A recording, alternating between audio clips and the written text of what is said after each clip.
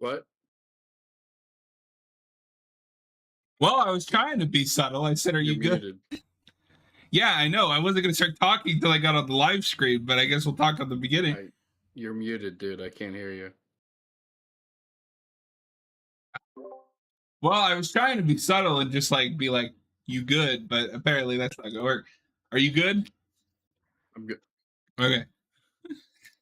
We got to work on that. Welcome everyone to Haven of Horror. I'm Subject 879 and we have Torgo with us. Torgo, welcome back to Shudder Shuffle. Welcome back to Shudder Shuffle. How you doing? I'm good. How are you, man? I am good. Guess what? We have 4 films left in this list that we've put together. Nice. We're making through. Burial, Exorcist 3, From Beyond, and Chopping Mall.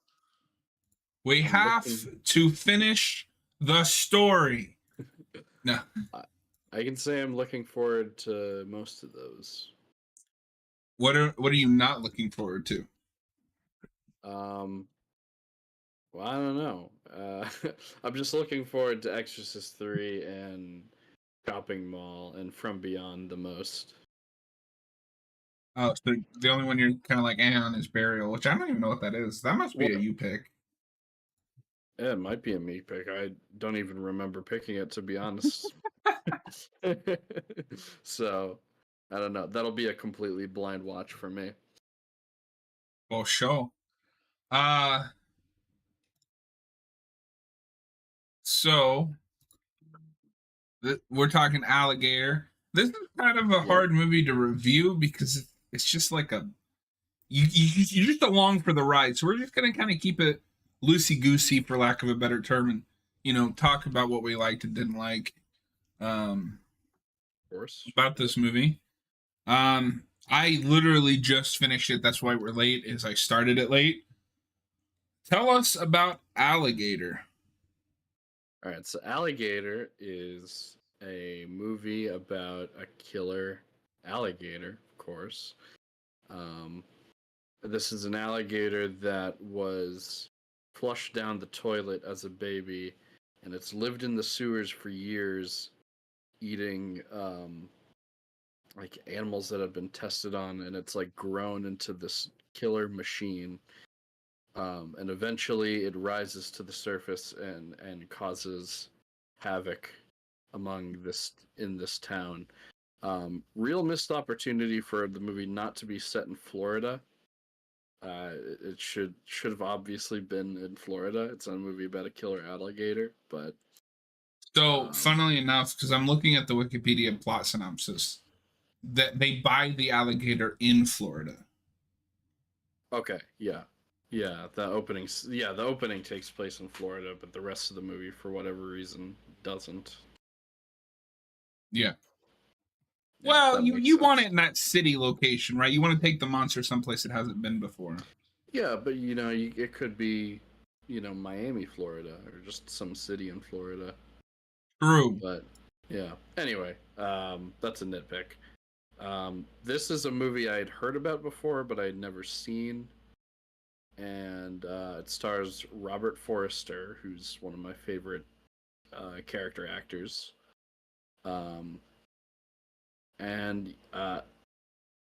it's kind of like a B movie, but it's actually like the story and the characters are a little bit more interesting than the average B movie, I'd say. I don't know how you feel about that. I don't know if they are on paper, but I think this is a movie that is the right Yeah. cast brought to the right material to make something special. I think there's a reason this movie has survived, as long as it has. Because what's interesting is this movie is kind of a holdover of the '70s, right? Of when we were doing those killer animals after Jaws. Right. Before we get into like the wave of slashers, it kind of falls in that gray area. Yeah. Cuz it's kind of both. It's like it's a killer animal movie, but you get people picked off one by one like a slasher.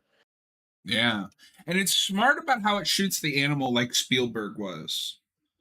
It makes it look bigger than life, but that can't be more than like either a puppet or a real alligator. Yeah. Exactly, and I think the effects look pretty good for the most part. There weren't any moments when I was watching this and thinking like, oh, that looked cheap.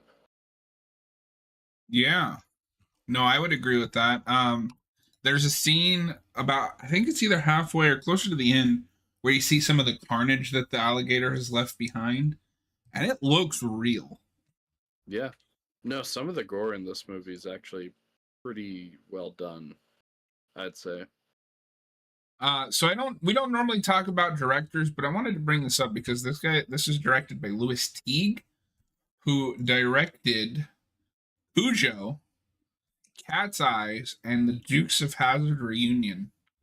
That last one's got to be Okay. embarrassing. I was gonna say I know about a few of those. I know about the Dukes of Hazzard, but like that's I wasn't expecting to hear that. Yeah, I mean those were the only things that he's done that I've seen his filmography that were like people would know Notable. about. Yeah, and Right. this did get a sequel. I don't know if you know Yeah, this. I did know about Alligator that 2, The just from research. Mutation. Yeah, which is a funny title because it's like this already wasn't kind of a mutated alligator. And what's really shocking is the sequel took 10, 11 years to come out. Oh, really? Yeah. But Wow. it's got Dee Wallace in it. And Kane Oh, Hodder. well, let me Bro, guess. She plays a mom, right? Christine Hodgins. I'm checking. No, we'll have to. That'll be for our Alligator 2 review. We'll figure that out No, later. she plays the teacher or the professor Okay. role.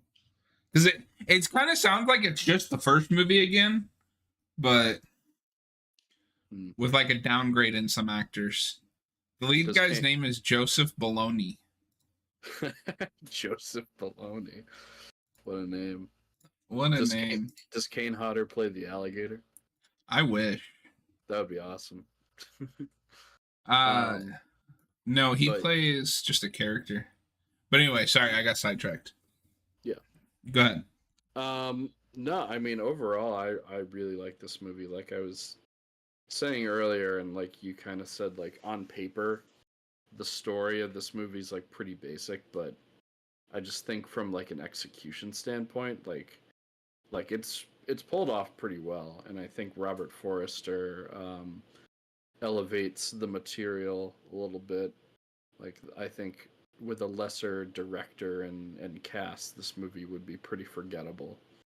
But the way that it came out, it's actually pretty good. Yeah. Well, and with something like this, because this is a movie that knows it doesn't have the budget to just have like an alligator go nuts. Um, it uses that smartly and casts people that can carry a pretty basic script and not make it boring. I also want to mention the writer because he has appeared twice in our show recently. Oh yeah, yeah. He also This is did The written by Howling, right? John Sayles, and he did The Howling, uh, and he did Piranha, which I still need to see, and was an uncredited writer on Apollo 13, Oh wow. I amongst think other things. he goes on to have a pretty good directing career from what I've heard. I've not heard of anything that he directed off the top of my head, but he's pretty Yeah, consistent. yeah, just based on what I've heard. Yeah. Um, but yeah, no, I mean, I think I like this a little bit more than The Howling. Not to compare them too much. Um, I think they're kind of on the same level, but this one I had a little bit more fun with this one. Based on the two viewings of this that I've had and the one viewing of the Howling, I would agree. But I'd like to rewatch the Howling and see Yeah, if for sure. how I feel about them in the second viewing. But I also think it's interesting because this is a very more toned down movie. Like the Howling is trying to be about something. This knows Right. what it is and plays into that, which is why it's hard to review because like you're just here for like the schlock. Yeah. Like there's a giant alligator in the sewers. Like I don't know, how do you criticize that? Well, it's pretty interesting because I'd say for like the first hour or so, this movie, like, it kind of builds up to like the schlockiness and the gore. It kind of starts more as just like a regular detective movie. Um, so like you kind of have to wait until like it goes full crazy and the alligator like bursts out from the sidewalk, which is a great shot. Um, It's so good. yeah, but initially I thought that it was gonna go in a direction where Robert Forster's character was gonna look crazy because no one believes him about the alligator at one point. And I'm glad that they didn't stick with that too long because I that is just a trope that I find really boring, where a character is like he knows the truth but no one believes him. No, I hate that trope. And I like that the way that they prove it is like nobody can argue with it. And it's a great first look at the alligator when it's all grown up. It's the photographer took photos of it as he's being eaten. Yeah, That's awesome. yeah, no. It's I'm glad that they ditched that because it would have been just gone down a really predictable road.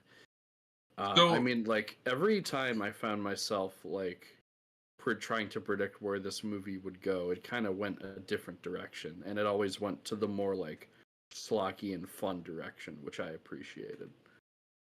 So the only thing that I have a question for you with the plot of this movie is it too convenient that the scientist lady is the girl from the beginning that had the alligator flush down the toilet? Yeah, I was thinking about that earlier. It might be a little too convenient, but then at the same time, um, I like that there's a connection to that opening scene, and it's not just like some random thing that like has nothing to do with the rest of the plot. Yeah, because I go back and forth because on one hand it is too easy, but on the other hand, this movie is so schlocky that it's like, can you really criticize that because you're not really supposed to be taking any of this seriously? Right. Right. And I don't know. I like that there's a connection between the opening scene and everything else that's going on. I thought that opening scene was kind of goofy in a lot of ways because it's like she's like somehow knows a lot about alligators, and then after seeing an alligator attack this guy, she's immediately like, "Yeah, I want one as a pet. I just want a little baby alligator." And Um, then her dad like flushes it down the toilet for no reason at all. so two things that I found interesting as I'm looking at the Wikipedia page, and I don't know if you came across this um, in your research. Bryan Cranston worked as a special effects assistant on this Yeah, I film. was gonna mention that. Yeah, because Robert Forrester also he's in the final season of Breaking Bad, and he plays a pretty important role in that. Um, Oh, so obviously, the other big Breaking Bad connection to this movie is that Bryan Cranston worked on the effects for this movie, which I was surprised to learn. I was like, wow. But yeah, I guess it was he was trying to get into acting, and he didn't. This was just kind of a way for him to like get his foot in the door to do other things. But yeah, okay.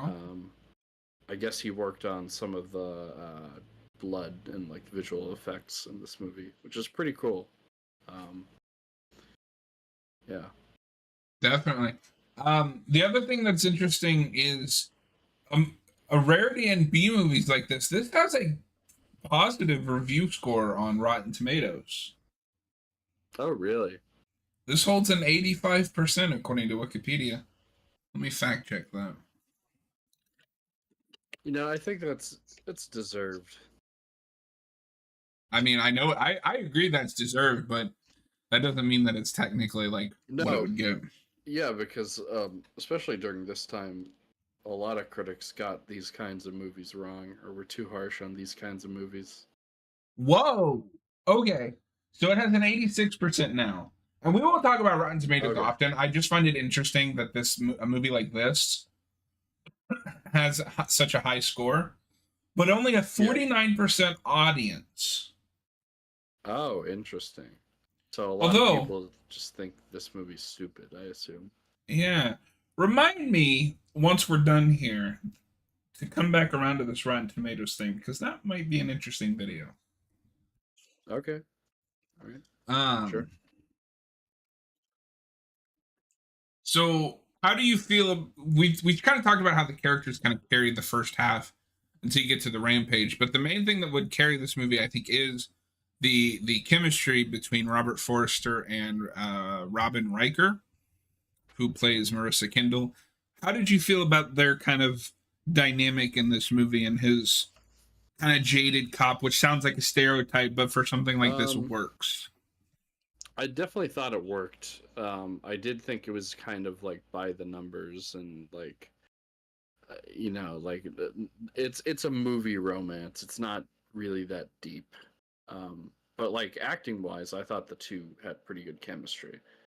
Um, so yeah, I thought like in that regard, it worked pretty well. I would agree. No, I think they work well together. And if you're gonna cast somebody to play like it's interesting because in a way, the character he's playing is what Chris Rock thinks he's playing in Saw 9, where Yeah, like he's the cop that kind of the whole department is turned against. But it's so much better here because it's not Chris Rock except yelling everyone. I was gonna say it's not. This guy is not screaming all the time. Did anyone else in the cast kind of stand out to you? Not really. I mean, there weren't any like noticeably like bad performances that stood out, but none that were like you know uh, mind blowing or anything. Like I think most people did a pretty good job. I like the police chief too. I thought he was a pretty good character. He gets some good scenes. Speaking of Kane Hodder has an uncredited cameo in this movie. I did not notice him, but he plays Oh, cool. Ramon, the alligator hunter. Yeah, somebody like Kane Oh, Hodder's Ramon. is that the That's guy how at the you. beginning? I don't know. Let me look.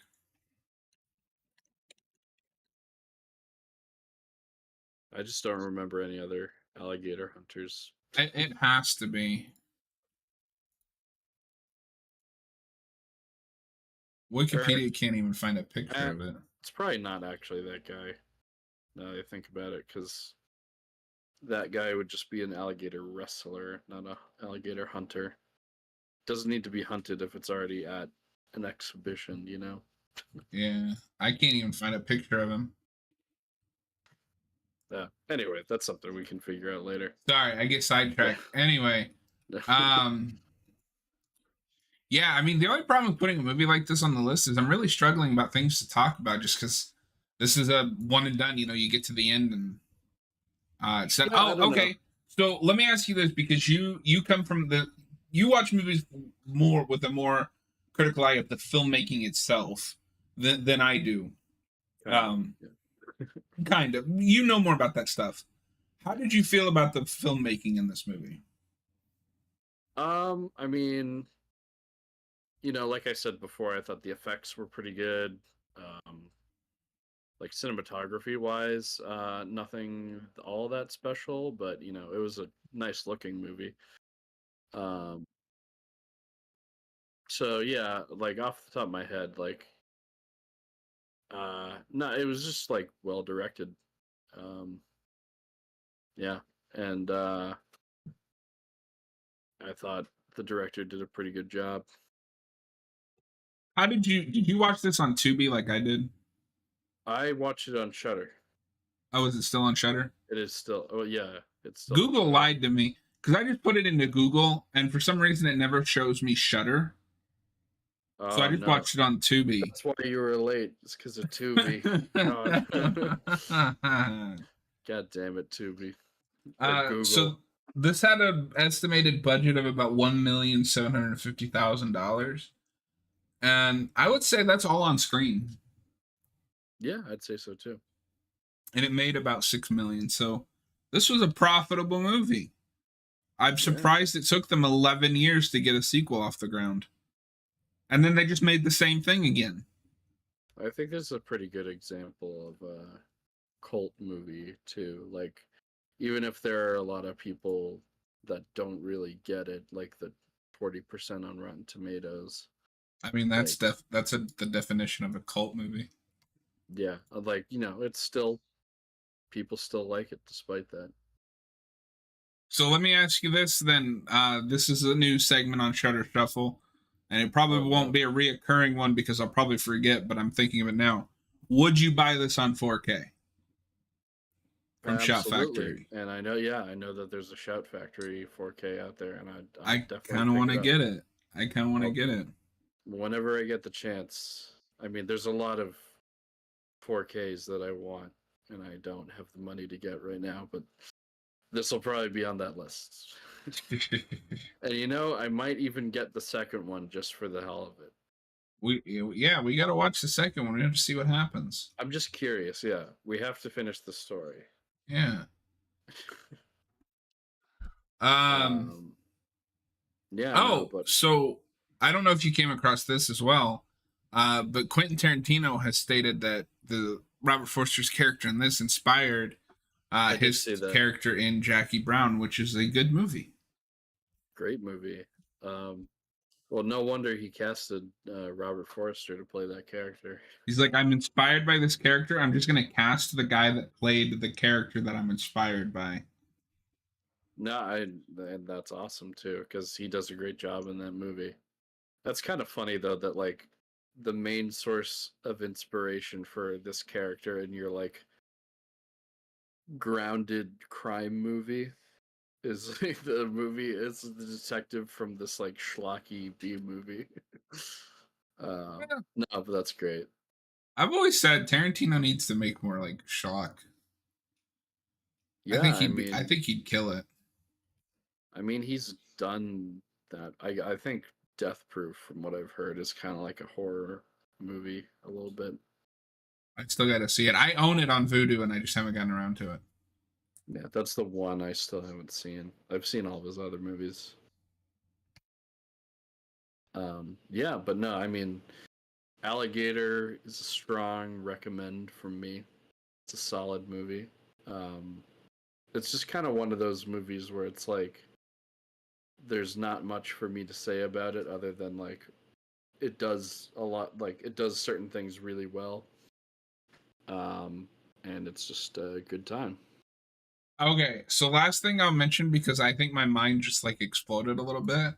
The scientist lady in this, I think we might have skipped this episode, so you're not going to get the reference. But she is in Okay. one of the first. She's in one of the early episodes of Buffy as a mom, Oh, okay. and the whole twist is that her daughter is a witch that has switched bodies with her. No, sorry, the mom is a witch who has switched bodies with her daughter to relive her glory years in high school. Oh, weird. Huh. I knew she looked kind of familiar, but anyway, yeah, sorry guys for the short review, but again, this isn't a movie that we can drag out to an hour like It's Alien. there's it's okay because I think Alien has a lot more in This there to is talk just about. you just have to experience this. This is an experience film. Right, Uh right. Any final thoughts and your rating? Final thoughts. Buy the Shout Factory 4K. This movie needs people to buy it because it's a great movie. and I give it a 3.5 out of 5. Just because I think it drags in a few places, and like it's solid, like for what it is, it's well executed, but I did find myself getting a little bored at certain scenes. Yeah. So I kind of went back and forth. My original rating was a 4 stars when I watched it the first time. Mm-hmm. And I've kind of went back and forth because I think of some of the other movies that I've given 4 stars. And not to prattle on, but like I just watched Howl's movie Castle. I just watched The Perks of Being a Wallflower, all movies that I rated between 4 and a 4.5. And I'm thinking, is this really kind of on that same level? Which is why rating is so complicated, because yes, Howl's Moving Castle is a far superior film. Excellent film if you haven't seen it, by the way. Highly recommend. But anyway, so I kind of went back and forth on that, and I decided at the end of the day that I'm going to stick with a 4 stars just based on how watchable this movie is. I don't think it drags quite at all. And anytime it's like threatening, like, oh, we're slowing down too much, there's the alligator.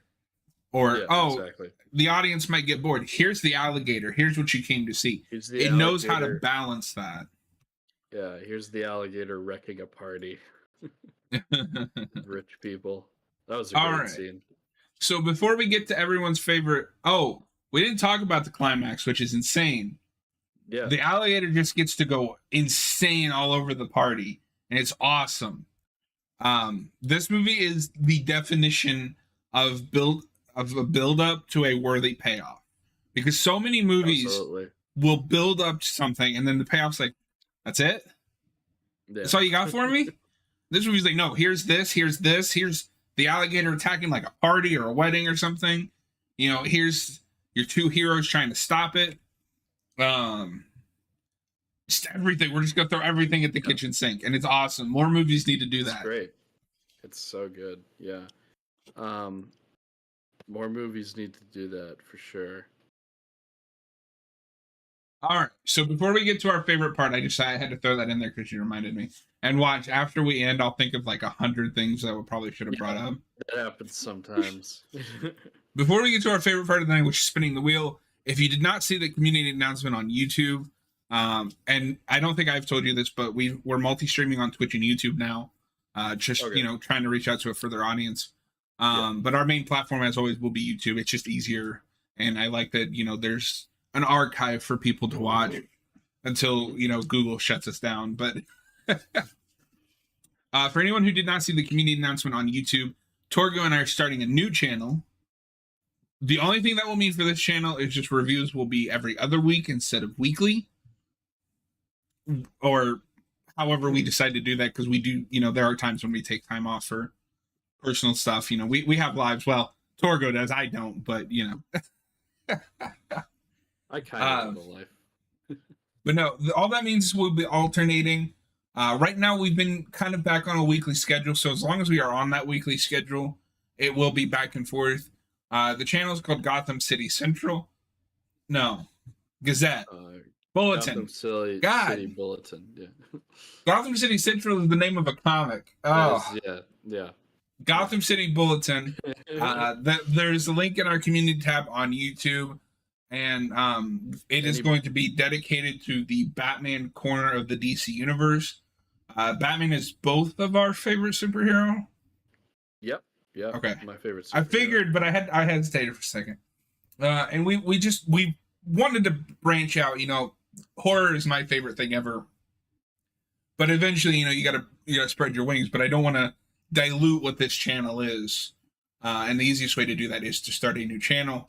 So next week we will be over there. I will repost the link in the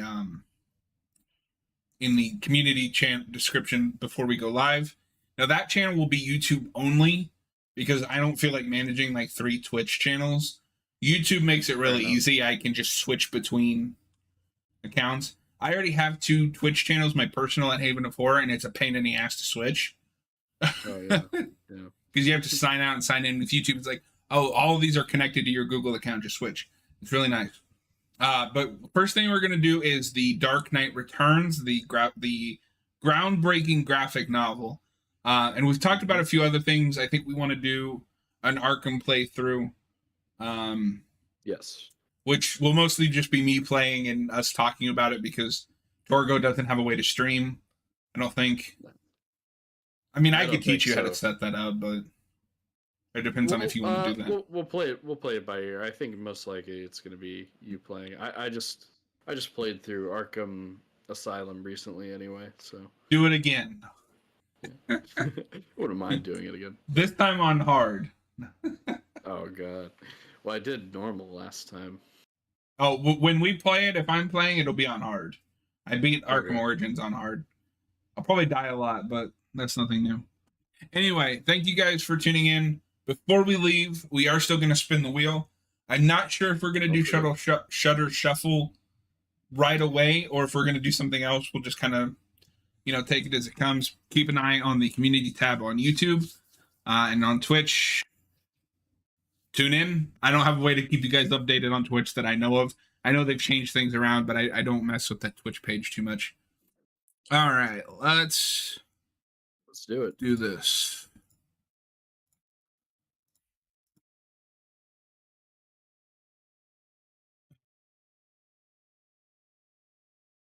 Come on, Exorcist 3. Oh! There it is. Oh hell yeah, Exorcist. I guess we're doing Shudder Shuffle next video. Hell yeah. All right, that is the one we have been waiting for, Exorcist 3. If we do keep this week to week, I just don't want to promise anything because anything could happen in 2 weeks from now. But if we are keeping up the weekly schedule, it'll be 2 weeks from today. We will do Exorcist 3. Next week, Dark Knight Returns over on Gotham City Bulletin. Hey, I remembered the name this time. At least there's that. Yeah, it's unfortunate because Gotham Central is such a good name, but it's already taken. It is. I'm so mad. Damn you, Greg Rucka. Yeah. No, but yeah, definitely go over to the Gotham City Bulletin channel if you're a Batman fan. Chances are you are if you like horror, because all that kind of overlaps in a lot of different ways. Yeah. And then the week after, most likely, we'll probably be doing Exorcist 3 on this channel. Yep. Torgo, as always, it's been a pleasure.